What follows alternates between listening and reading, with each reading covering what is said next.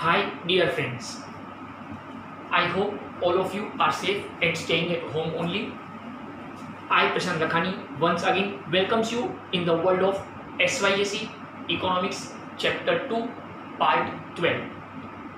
Dear friends, till last session, we have covered the topic Law of Diminishing Marginal Utility with assumptions and exceptions, importance of law of DMU, and that answer was divided into two categories, that is theoretical importance and practical importance. Today our topic is explain the relationship between MU and price. The same question they can ask in different manner, and that is how does law of DMU form the base for law of demand. देखिए, बहुत लोगों के दिमाग में एक बात आती है, लॉ ऑफ डीएमयू जो है वो चैप्टर 2 का कायदा है, लॉ ऑफ डिमांड जो है वो चैप्टर 3 का कायदा है. इसके पहले भी ये बात को मैं प्रेजेंट कर चुका हूँ कि law of demand is one of the most easiest law of business. अगर मेरे और आपके पेरेंट्स अनपढ़ भी है तो भी उनको लॉ ऑफ डिमांड सबको आता है, और लॉ ऑफ डिमांड बोलता है कि जो चीज़ सस्ती है उसकी डिमांड ज़्यादा होती है और जो चीज़ महंगी है उसकी डिमांड कम होती है. Higher the price lower is the demand and lower the price higher is the demand. ये लॉ ऑफ डिमांड है. इसका कॉन्सेप्ट जो है वो लॉ ऑफ डीएमयू से ही जनरेट हुआ है, ऐसा हम डिस्कस करने जा रहे हैं. Now see, law of DMU क्या था? Other things remain constant. When the consumer consumes more and more units of the same commodity in a continuous and quick manner, he gets lesser and lesser utility from it. अगर कोई एक बंदा एक चीज़ बार बार लगातार use करेगा तो थोड़े वक्त के बाद वो थक जाएगा, पक जाएगा, उब जाएगा. That was the concept. अब अपने को ये समझना है कि ये लॉ ऑफ डीएमयू से लॉ ऑफ डिमांड जनरेट कैसे हुआ. मार्शल के दिमाग में लॉ ऑफ डीएमयू के बाद ऐसा क्या क्रिएट हुआ कि he had created law of demand in chapter 3. I have already explained you one example कि 1.5 लाख रुपए का प्लाज्मा टीवी होता है, ओके, लेकिन रोज के 10 टीवी वो कंपनी नहीं बेच पाएगी क्योंकि खरीदने वाले के हिसाब से 1.5 लाख रुपया वसूल नहीं होता है, इसलिए उसे वो महंगा लगता है, इसलिए प्लाज्मा टीवी की डिमांड कम है. लोटस ले 60 रुपया लेडीज सैंडल स्टेशन के बाहर वो बेचने के लिए. वो बंदा रोज के 100 पेड़ तो यूं बेच दे, क्योंकि लड़कियों के हिसाब से, लेडीज के हिसाब से एक पेड़ का 60 रुपया, अगर एक महीना भी चला पैसा वसूल है और इसलिए उनको वो सस्ता लगता है. तो लॉ ऑफ डीएमयू से ही लॉ ऑफ डिमांड ने जन्म लिया. और ये कैसे पॉसिबल हुआ? तो there is a great relationship between MU and price. Let me clarify the topic. We can say that the MU which we get is the gain, फायदा, and the price which we pay is the loss.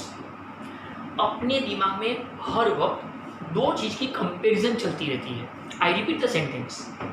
The MU which we get is the gain, and the price which we pay is the loss. Example. Suppose 30 rupees पे करके मैं ये marker pen खरीद रहा हूँ. जो 30 रुपया मेरी जेब से जा रहा है, जो प्राइस में पे कर रहा हूँ, the price which I am paying for buying of this marker pen 30 rupees is my loss. अब जब ये मार्कर पेन मैं खरीद कर व्हाइट बोर्ड पर लिख कर आपका लेक्चर ले रहा हूँ, अगर मुझे ये मार्कर पेन इस्तेमाल करते वक्त बहुत ज़्यादा खुशी मिल रही है तो the MU which we get is the gain. Marker pen इस्तेमाल करके जो फायदा मुझे महसूस हो रहा है, जो फायदा मुझे महसूस हो रहा है, ओके, तो that is MU which I am getting, which I M gaining. देखिए फ्रेंड्स, गेन और प्रॉफिट में एक फर्क होता है. गेन और प्रॉफिट दोनों का एक मतलब होता है benefit, but when your benefit is always in terms of money तो it is profit. If your benefit is always in terms of money तो it is profit. But if you are getting some benefit which may or may not be in terms of money, तो it will be gain. तो the MU which we get is the gain and the price which we pay is the loss. Dear friends, let me clarify one thing. हम हर वक्त ये compare करते हैं? बिल्कुल नहीं. Friends, let me share one personal and practical example with you. ये करीब 14-15 years पुरानी बात होगी कि 12th का रिजल्ट था और एक बच्चा NM college Vile Parle waste अपने पापा के साथ उस दिन मिलने आया. दोनों काफ़ी खुश थे और आते ही उन्होंने आधे के लिए पेड़ बॉक्स मेरे सामने रखा और एक चांदी का सिक्का रखा शगुन के तौर पे. मैंने कहा ये सब मैं नहीं लेता हूँ. तो उनके फादर ने बोला कि sir please, it's a request, ले लीजिए क्योंकि आज मैं बहुत खुश हूँ. तो मैंने पूछा ऐसा क्या हो गया? तो बोलते हैं कि ये जो मेरा बेटा है ना सर, इसको अब भी 86% है 12th में. 10th में ये स्कूल फर्स्ट था और मेरा खुद का कपड़े का एक बहुत अच्छा बिजनेस है. मुंबई के पॉश एरिया में 1 BHK खुद का फ्लैट है. एक सुखी परिवार को जो कुछ चाहिए वो सब कुछ है. 3 बेटियां है, 1 बेटा है, सभी पढ़ने लिखने में होशियार है, कोई दिक्कत नहीं है. मतलब एक सुखी फैमिली को जो कुछ चाहिए मुंबई के अंदर वो सब कुछ बहुत अच्छे से है. मैं मेरे बेटे को 9th स्टैंडर्ड से बोल रहा था कि वेकेशन में थोड़ा ऑफिस में आया कर, मेरे बाद पूरा बिजनेस तुझे संभालना है. पर वो कभी इंटरेस्ट ही नहीं लेता था. मुझे बोलता था मुझे तो CA की पढ़ाई करनी है, मुझे ये सब बिजनेस में इंटरेस्ट नहीं है. तो मैंने उनको इंटरप्ट करके कहा सर उसको CA की पढ़ाई करने दो, ही इज़ वेरी ब्रिलियंट. बोले सर कोई मना नहीं है. पता नहीं 10th के वेकेशन में 11th के वेकेशन में बहुत रिक्वेस्ट किया और नहीं माना. 12th में इको पढ़ने के लिए वो आपके पास आया और 12th के वेकेशन में उसने मुझे सामने से कहा कि पापा मुझे ऑफिस ज्वाइन करना है, मुझे CA भी पढ़ना है पर मैं ऑफिस भी ज्वाइन करूँ. ये 2 महीनों के वेकेशन में बोले सर वो ऑफिस आने लगा और मेरे 50% से ज़्यादा क्लाइंट्स को वो हैंडल करने लगा. काफ़ी सारे पैसे वसूली बाकी थे, वो सब उसने कर लिए. आज मेरे क्लाइंट्स मुझसे बात नहीं करते, उसी से बात करते हैं. तो सर इसका थैंक यू आपको जा रहा है क्योंकि ऐसी कोई बात पॉसिबल ही नहीं थी कि वो ऑफिस ज्वाइन करे, वो बिजनेस को समझने की तैयारी करे. मैंने कहा लेकिन उसका CA बोले नहीं CA करेंगे सर, कोई मना नहीं. लेकिन उसको बिजनेस समझ में आने लगा, उसको इंटरेस्ट आने लगा. या आपको थैंक यू. क्योंकि जब भी ऐसी कोई बात होती है ना तो वो बोलता है इकोनॉमिक माइंड. और जब मैं पूछता था वो कौन, तो बोलते प्रशांत सर. तो मैं उसको बोलता था मेरे को मिला, तो बोलता रिजल्ट के लिए. बोले सर पूरा साल वेट किया है आपको मिलने के लिए. सो सर ये शगुन के तौर पे आप ये रख दीजिए. अब देखिए ऊपर वाले को क्या मंजूर है वो हमें नहीं पता होता. वापस जाते हुए उस बच्चे ने बोला कि सर आपका 12th इको का जो 3000 रुपीज़ है ना फीस, ये आपने कम मांगा है. अगर आप ज़्यादा भी मांगते ना तो भी वसूल था. देखिए उस बच्चे के मुझसे क्या निकल गया निकलते हुए कि आपका 3000 जो फीस है ये कम है, अगर आपने ज़्यादा भी मांगा होता तो वसूल था. फ्रेंड्स 1 मिनट के लिए आई बिकेम सो हैप्पी कि वो ज़्यादा फीस देने को तैयार है. लेकिन अल्टीमेटली उसने भी क्या किया, मेरे नॉलेज को, मेरे एजुकेशन स्किल को 3000 रुपीज़ में कंपेयर किया. पर वॉट एवर की, चलो ठीक है. अब फ्रेंड्स बात यहाँ से टर्न हो रही है. उसने CA ज्वाइन किया, CPD first attempt clear, IPCC आया first attempt clear. When he was entering in TY BCom at the age of 19 years, उनके फादर को हार्ट अटैक आया और heavy loss in stock market. उस बच्चे का फ़ोन आया कि sir I am so confuse now कि what to do. TY BCom का एग्जाम बाकी है, फाइनल CA फाइनल करना है. मैंने कहा तो मुझे पूछ रहा है कि बता रहा है. बोले सर पूछ रहा हूँ कि क्या करना चाहिए. मैंने कहा एक सिंपल सजेशन है, CA बनना तेरा ड्रीम था आई नो, लेकिन अब भी की हालत ये है कि तू TY BCom कंप्लीट कर, साथ में बिजनेस कंटिन्यू संभाल ले क्योंकि घर तो चलाना है. 3 बड़ी बहनें, तीनों की शादी, मम्मी को संभालना, घर को संभालना. उस बच्चे ने कोई आर्ग्यूमेंट नहीं किया और उसने बिजनेस भी संभाला, TY BCom एग्जाम क्लियर कर दिया. कुछ महीनों पहले उनकी मम्मी मिली थी और मम्मी ने बोला sir thank you so much. मैंने कहा क्यों आंटी थैंक यू. बोले आपके एक बार बोलने पे वो मान गया. आज की तारीख में तीनों बड़ी बहनों की शादी हो गई, खुद की शादी हो गई, घर अच्छे से मैनेज चल रहा है, कोई प्रॉब्लम नहीं है. फ्रेंड्स शायद ऊपर वाले को तो पता था ना कि उसको बिजनेस संभालना पड़ेगा, तो उस वक्त उसको जो फील हुआ कि मेरे एग्जाम्पल, मेरा नॉलेज, मेरे एजुकेशन स्किल, मेरी पढ़ाई, ये सब 3000 रुपीज़ में वसूल। ओके, तो फ्रेंड्स बात ये आती है कि उसको ऐसा लगा कि मेरा 3000 रुपीज़ वसूल है। So the MU which we get is the gain and the price which we pay is the loss. जिस दिन आपको ये लगने लगेगा कि जो प्राइस हम पे कर रहे हैं वो ज़्यादा है और सामने उतना हमें नहीं मिल रहा है, वी आर नॉट सेटिस्फाइड, तब वो चीज़ महंगी लगती है। और जैसे वो चीज़ महंगी लगेगी हम उसका कंजम्पशन रोक देंगे, उसकी डिमांड कम कर देंगे। अगर मुझे इस चीज़ को ठीक से समझना हो कि क्या हर चीज़ में ऐसा होता है, the MU which we get is the gain and the price which we pay is the loss. Yes friends, take an example. Suppose the price of one mango in market is 10 rupees. Market में एक mango 10 रुपये का मिलता है and the MU can be measured in terms of money. जो satisfaction हम पाते हैं, सपोज उसको पैसों में कंपेयर कर पाते हैं, सपोज जो एमयू हमें मिलता है उसको हम पैसों में अगर कंपेयर कर पाते हैं, कार्डिनल अप्रोच पैसों में अगर हम कंपेयर कर पाते हैं, तो the following schedule is helpful to understand this concept. Friends यहाँ पे एक टेबल है और ये टेबल हमें समझने में हेल्प करेगा कि क्या सच में ऐसा होता है कि there is a great relationship between MU and price. कोई भी चीज़ हम जो खरीदते हैं उसका जो प्राइस हम पे करते हैं और उस चीज़ को इस्तेमाल करके जो एमयू मिलता है, ये दोनों में गहरा रिलेशनशिप है। और वही रिलेशनशिप से मार्शल के दिमाग में ये बात आई थी कि लॉ ऑफ एमयू से ही लॉ ऑफ डिमांड क्रिएट हुआ है। फ्रेंड्स 4 कॉलम में हम टेबल को डिवाइड कर रहे हैं। ओके, सपोज मार्केट में जो मैंगो मिल रहे हैं उस मैंगो को हम फर्स्ट कॉलम में लिखेंगे। जैसे जैसे वो मैंगो में कंज्यूम करूँगा और मुझे उसमें से जो खुशी मिलेगी उसको पैसों में हम सेकंड कॉलम में लिखेंगे MU in rupees. MU in rupees. Market में उस मैंगो का जो प्राइस है that is our third column, price in rupees. और दोनों को कंपेयर करके we will create our fourth column that is comparison.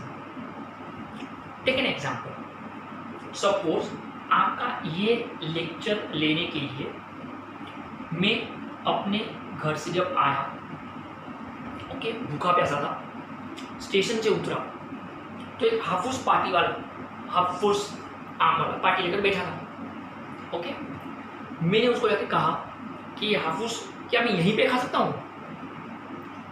तो बोलता है अगर अच्छे घर के हो तो घर पे लेके जाके खाना चाहिए, बाकी बेसर वो तो आपकी मर्जी। अब उसको क्या बताओ कि लेक्चर में जाना है, लेट हो रहा था, तो मैंने पहला मैंगो लिया, उसको प्राइस पूछा, बोलता है 10 रुपया। प्राइस तो 10 रुपया है मार्केट में, ऐसा मान लो, कौन से ज़माने की बात है नहीं पता, पर मान लो सपोज चल रहा है, सपोज। अब मैंने एक मैंगो लिया, कोने में गया और आँख बंद करके चालू, ताकि कोई देखे नहीं मेरे को।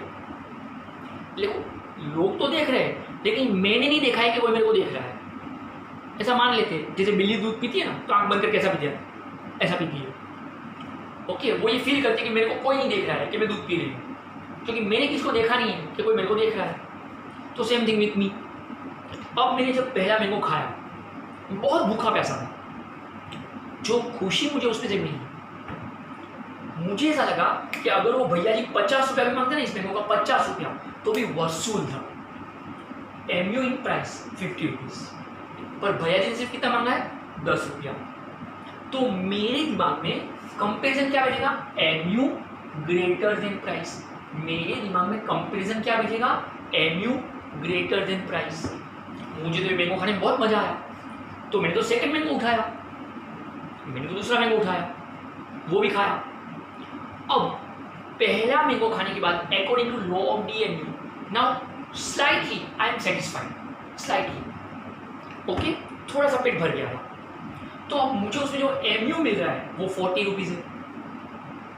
मतलब मुझे ऐसा लग रहा है कि भैया जी 40 रुपया मांगे तो वसूल है, 50 नहीं दूंगा, 40 मांगे तो वसूल है। भैया जी से कितना मांगेंगे, 10 रुपीज़, क्योंकि प्राइस 10 रुपया ही है। Again MU greater than price, मुझे बहुत मजा आया, मैंने तो तीसरा मैंगो उठाया। तीसरा मैंगो खाने के बाद मुझे लगा कि इसका 30 रुपया मांगे तो ठीक है, भैया जी सिर्फ 10 रुपया मांग रहे हैं, एमयू ग्रेटर देन प्राइस। मैंने चौथा मैंगो उठाया। आप बोलेंगे सर आप भावड़े हो क्या, अरे एग्जाम्पल चल रहा है, बाकी सच बताऊँ ना तो बॉडी देख के समझ जाओगे कि इतने मैंगो तो मैं पूरी सीजन में नहीं खाता रहूँगा, जस्ट फॉर एग्जाम्पल। ओके, तो चौथा मैंगो उठाया, अब मुझे फोर्थ मैंगो के बाद लग रहा है कि अगर भैया जी 20 रुपया मांगे तो वसूल है। भैया जी से कितना मांगेंगे 10 रुपीज, तो MU greater than price. Friends अब काफी पेट भर चुका है। अब यहां से एक ट्विस्ट आ रहा है।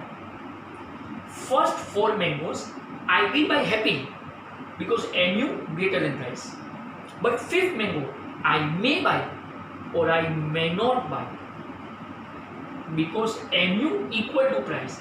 मेरे दिमाग में चल रहा है कि भैया जी इसका 10 रुपया मांगे तो ठीक है, इससे ज़्यादा नहीं दूंगा, और भैया जी 10 रुपया ही मांग रहे हैं क्योंकि प्राइस 10 रुपया ही है और MU भी 10 रुपया ही है, तो MU equal to price, MU equal to price. But friends one thing is sure, I will not buy the 6th mango, I will not buy the 6th mango क्योंकि अब पेट भर चुका है। तो मुझे लग रहा है कि छठे मैंगो का प्राइस सिर्फ 5 रुपया होना चाहिए, जबकि भैया जी तो 10 रुपया मांगेंगे, तो MU लेस देन प्राइस। आपको एक बात समझनी होगी, लो ऑफ DMU के हिसाब से MU 50, 40, 30 ऐसा कम होता गया, पर प्राइस तो वहीं के वहीं रह गया। तो जो मैंगो पहले मैंगो के वक्त मुझे सस्ता लग रहा था कि उसका 50 रुपया वसूल है, छठे मैंगो आते आते वो 5 रुपया लगने लगा, जबकि प्राइस तो वहीं की वहीं रह गई है। तो अब छठा मैंगो मुझे महंगा लगने लगा है क्योंकि अब पेट भर चुका है। तो I will not buy the 6th mango, that is low of demand, क्योंकि अब मुझे उसकी प्राइस महंगा ज़्यादा लगने लगी है और मुझे उसमें उतना मजा नहीं आ रहा है। सो this is the great relationship between MU and price. बहुत ध्यान से समझना, सपोज उस भैया जी के लिए ये छठा मैंगो आखिरी मैंगो, पर एक ही मैंगो बचा है, तो वो भी सोच रहे हैं कि ये खरीद ले तो अच्छा है, मैं घर पे जल्दी पहुंचूं।